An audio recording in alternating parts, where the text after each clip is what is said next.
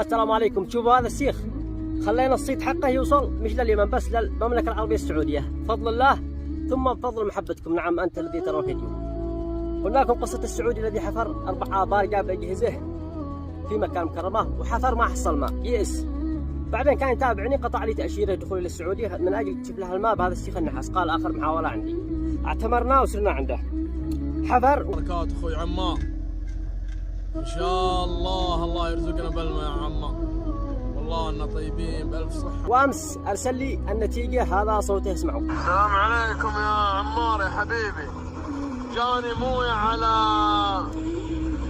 70 وجاني موية على 128. ولا المقطع الثاني صار من بعد 70 إلى تحت هذا مخزن موية الحمد لله. وهذا اي والله الحمد لله. بشرك في موية يا عمار. الله يجزاك بالخير يا حبيبي.